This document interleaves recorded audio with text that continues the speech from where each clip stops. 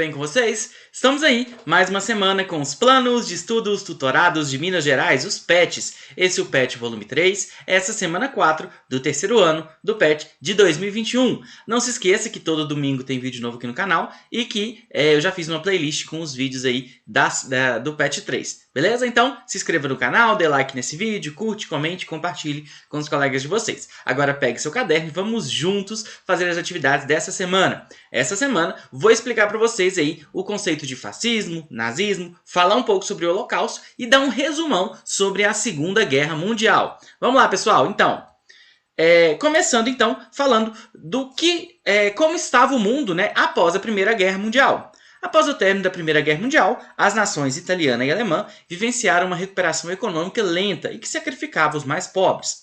Esse quadro permitiu a ascensão de ideias autoritárias e totalitárias, pautadas na valorização nacional e no trabalho e que paulizavam principalmente o socialismo e o liberalismo. Então, tanto a Itália quanto a Alemanha vão ter, né, uma recuperação muito vagarosa, muito devagar e que vai sacrificar muito a população. E isso vai causar um sentimento muito negativo né, nos habitantes dessa nação. E isso vai servir, né, como uma justificativa para o que a gente conhece como regimes totalitários, né, para grupos políticos que vão tomar o poder e vão colocar a culpa em alguém e vão ter algumas características aí importantes. Bom, o que são os regimes totalitários? Os regimes totalitários foram regimes políticos que existiram na primeira metade do século XX e baseavam-se no totalitarismo, um sistema político fundamentado no controle absoluto de um partido ou de um líder sobre toda a nação. Então, o próprio nome regime totalitário significa que é um regime que quer ter o controle total, né? Então, ele tenta controlar aí todos os aspectos da sociedade.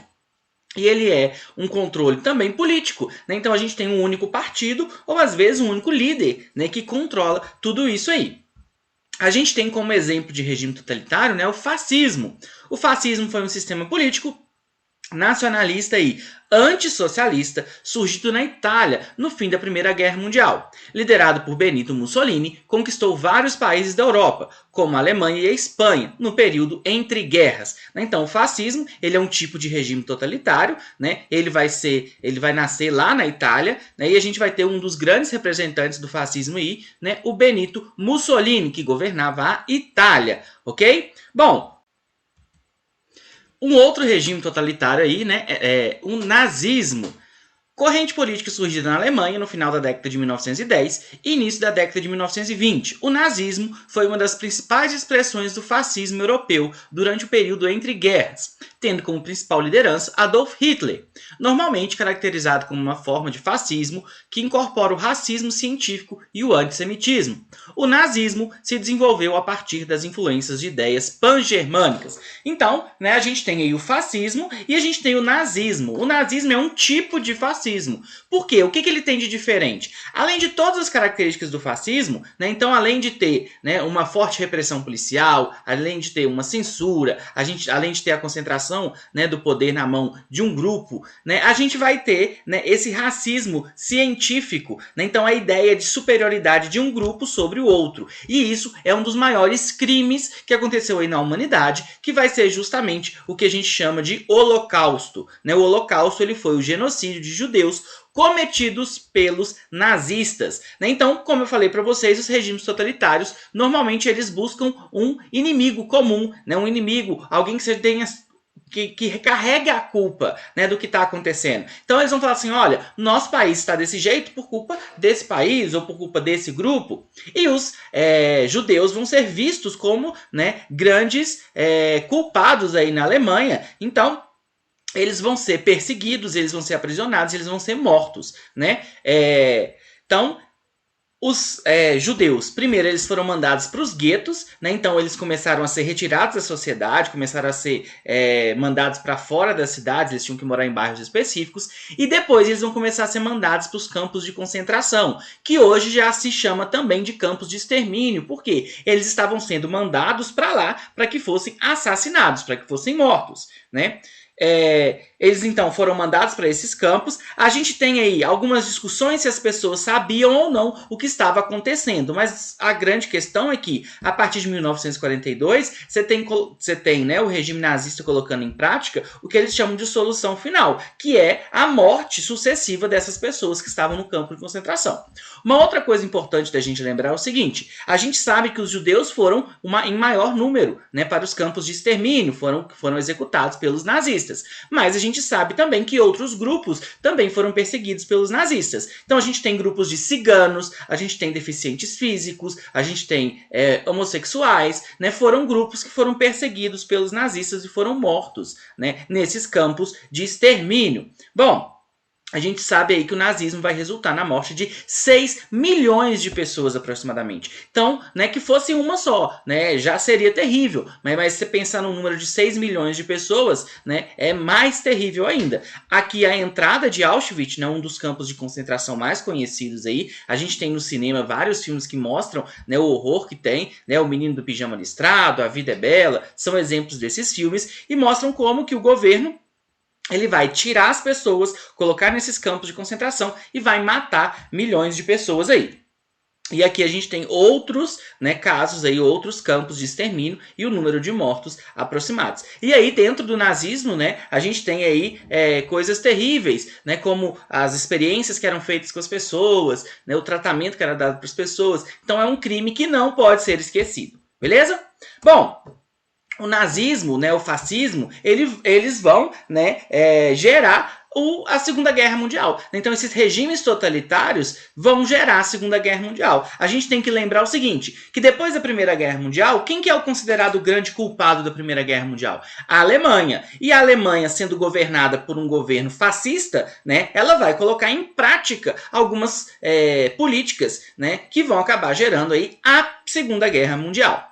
Bom, primeiro vamos falar do expansionismo alemão e a política do apaziguamento. Bom, o Hitler, né, ele vai assumir o poder na Alemanha e ele vai começar com um discurso, né, de que a Alemanha precisava se reerguer, que a Alemanha tinha sido muito humilhada, que a Alemanha tinha sido destruída na Primeira Guerra Mundial, que ela não era a única culpada, e isso e aquilo. E ele vai começar a querer conquistar alguns outros territórios. A gente tem que lembrar que a Alemanha ela estava proibida de investir em armamento, ela estava proibida de conquistar território, né, então ela estava proibida disso tudo. Mas o Hitler vai começar a fazer isso, né, então ele vai investir no exército, ele vai começar a conquistar aí alguns territórios. O que acontece? As outras grandes potências, né, por exemplo, a Inglaterra, a França, vão assistir o que o Hitler está fazendo e não vão fazer nada, né? Elas vão aí colocar em prática o que a gente chama de política do apaziguamento. Vamos ver o que é isso aí. Então, a Alemanha, ela faz, né, a anexação da Áustria, então a invasão e anexação da Áustria, né? E os governos, né, da Alemanha e da França, não. A Alemanha não faz isso, você não pode conquistar esses territórios. Mas, ó, já que você conquistou, eu vou deixar você aí, não vou fazer nada não. Foi mais ou menos isso que estava acontecendo, né? Depois a Alemanha vai começar a reivindicar a região dos Sudetos, né, que fica na Tchecoslováquia, e a Inglaterra e a França vão falar, não, Alemanha, você não pode fazer isso, querida, não vai lá, não invade o território, mas não vai tomar nenhuma decisão, não vai se impor frente à Alemanha. E a Alemanha vai começar a se expandir mais ainda. A Alemanha vai se juntar, então, a Alemanha, a Itália, a França e a Inglaterra vão participar lá da Conferência de Munique. E eles vão discutir o quê? A anexação da Tchecoslováquia por parte da Alemanha. Eles vão chamar a Tchecoslováquia? Não, né? Mas eles vão autorizar, então, essa anexação, né, da Alemanha, também da Tchecoslováquia. Então, olha como que a Alemanha está conquistando mais territórios, né? Bom, por que a Inglaterra e a França fizeram isso? Por quê? Primeiro, eles achavam que a Alemanha uma hora ia se deparar com o comunismo e ia acabar derrotando o comunismo para eles. A gente tem que lembrar aí que a União Soviética, na época, que era um país comunista, que estava crescendo muito, né, era visto como um possível inimigo da Alemanha, da Itália, da Europa como um todo, né? Então a França e a Inglaterra pensavam o seguinte: a Alemanha vai tentar crescer e ela vai entrar em guerra com a União Soviética. E a União Soviética e a Alemanha vão se destruir mutuamente. Então a gente acaba com dois problemas, né? E eles também tinham medo de começar uma nova guerra. Eles não queriam começar uma nova guerra. Por isso que eles foram deixando aí a Alemanha se expandir. Beleza? Então essa parte aí, expansionismo alemão. A Alemanha começa a conquistar territórios E a política do apaziguamento é o quê? Não, a França e a Inglaterra colocando panos quentes, não tomando nenhuma decisão contra a Alemanha. E a Alemanha foi só crescendo, né? Bom, a gente vai ter alguns acordos aí que vão ser firmados. A gente vai ter um acordo da Polônia, que vai celebrar um acordo de proteção com a Inglaterra. Então a Polônia lá que faz, né, fronteira com o Império Alemão, estava com medo, né, faz império com a Alemanha, né, estava com medo, então ela faz um acordo com a Inglaterra, olha, Inglaterra, me ajuda a me proteger aí. A Alemanha faz um acordo com a Itália, né, então a Itália fascista se junta à Alemanha nazista, eles fazem um acordo, e o acordo que vai surpreender mais a Europa, um acordo secreto que vai ser assinado entre a Rússia, entre a União Soviética e a Alemanha, um acordo de não agressão. Então a Alemanha vai falar para a União Soviética, olha, eu não ataco você, você também não me ataca, beleza? Beleza, então eu faço a minha parte, você faz a sua parte, tá de boa, né? Então, se a França e a Inglaterra achavam, né, que a Alemanha ia entrar em guerra com a União Soviética, com a Rússia, isso não vai acontecer. Quando que começa a Segunda Guerra Mundial? Começa quando a Alemanha decide invadir a Polônia. Então, a Polônia, que não tinha, né, já tinha assinado um acordo com a Inglaterra, vai ser invadida pelo exército alemão. E aí a gente tem o marco inicial da Segunda Guerra Mundial. Né? Do mesmo jeito que lá na Primeira Guerra Mundial foi o assassinato do Francisco Ferdinando, na Segunda Guerra Mundial é a invasão da Polônia. Né? Então, a gente tem aí, né, a invasão do território polonês pela Alemanha. E aí a gente tem uma série de acontecimentos, né, uma série de batalhas. E vão se formar os lados. Né? Os lados, da mesma forma que da Primeira Guerra Mundial, que apesar de mudanças de lado e de vários países, a gente tem, né, um grupo básico, né, que é o quê? Os países do eixo e os países aliados. Quem fazem parte dos países do eixo? Alemanha, Itália e Japão. Né? A gente vai ver que com o passar do tempo vai ter diferença? Vai, alguns vão entrar, outros vão sair. E os países aliados? A Inglaterra, a França, Estados Unidos e a União Soviética. Ok? Então, né, para questões de estudo, né, a gente lembra aí dos países do eixo, Alemanha, Itália e Japão, países aliados, Inglaterra, França, Estados Unidos e União Soviética. Né? E a gente vai ver que a Itália depois vai mudar de lado de novo, igual ela fez na Primeira Guerra Mundial. Bom, aqui a gente tem uma foto do Hitler na França em 1940. Isso mostra que o exército alemão era um exército muito forte, era um exército muito capaz de ganhar muitas batalhas. E isso vai acontecer. Então a Alemanha vai passar por cima de diferentes territórios aí e vai conquistar muitos territórios. Inclusive ela vai conseguir invadir a França. Então a gente tem aí a França sendo invadida. Bom, a grande questão da Alemanha vai ser a conquista da Inglaterra. Por quê? A Inglaterra é uma ilha, então é um pouco mais difícil você conquistar. Você tem que trabalhar, né, de outras formas. A gente vai ter ataques aéreos, né? Então a gente vai ter aí os aviões, né, da Alemanha bombardeando aí a capital Londres, né, a fim aí de finalmente derrotar a Inglaterra. Então, até agora, quem estava ganhando? Né, o eixo aí, encabeçado pela Alemanha, estava ganhando a Segunda Guerra Mundial. O que acontece em 1941? A gente tem um acontecimento que vai mudar o rumo da guerra. Por quê? Em 22 de junho de 1941, as tropas nazistas atacaram de surpresa o território soviético. Então lembra que eu falei que tinha um acordo secreto entre a União Soviética e a Alemanha? A Alemanha, em 1941, vai simplesmente vai passar por cima desse acordo, né, e vai atacar lá a União Soviética. Tem até uma charge aqui, ó, em 1939 era assim, então os dois aqui entregando uma florzinha para o outro e aqui com as facas, né, mas aqui eles já estavam com as facas para trás, né, e aqui, né, mostra que eles já estavam um dando bote no outro, né. Então o que vai acontecer? Nesse mapa aqui, ó, a Alemanha essa parte verde e a União Soviética essa parte aqui vermelha. A Alemanha vai invadir a União Soviética. Esse talvez tenha sido o maior erro da Alemanha. Por quê? A partir daí, a guerra vai mudar de vez. A gente vai ter, então, a Alemanha versus a União Soviética. Só que quais eram os grandes problemas? A Rússia, né, um dos maiores países da União Soviética, tem um território muito grande. A população também muito grande, né? Então ela tem um exército muito grande também, né? Ela tem um exército muito numeroso. A Alemanha começa a lutar dos dois lados, né? Então ela luta tanto do lado da França e da Inglaterra, quanto do lado da União Soviética. E isso é um problema, porque você tem que lutar dos dois lados, né? Você tem que dividir as suas tropas, uma para um lado, uma para o outro.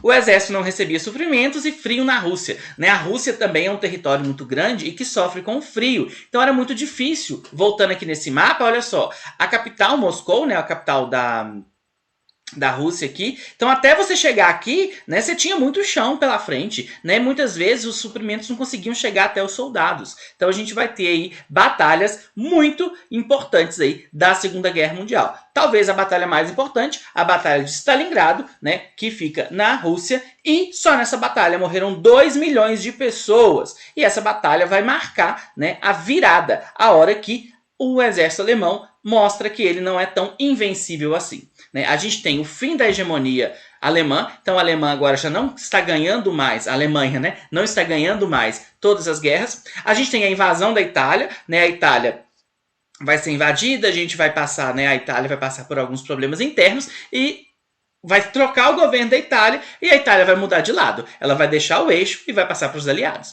Então a gente tem uma mudança aí na Segunda Guerra Mundial. Bom, uma outra questão importante aí vai ser o ataque a Pearl Harbor. Por quê? Realizado em 7 de dezembro de 1941, o ataque a Pearl Harbor surpreendeu os Estados Unidos e foi responsável por iniciar o conflito entre esse país e o Japão. Então, os Estados Unidos, que até então, né, não estavam interferindo diretamente nessa guerra, eles vão se ver obrigados a fazer isso depois que o Japão ele ataca uma base naval dos Estados Unidos, a base de Pearl Harbor. E aí os Estados Unidos vão entrar nessa guerra de vez.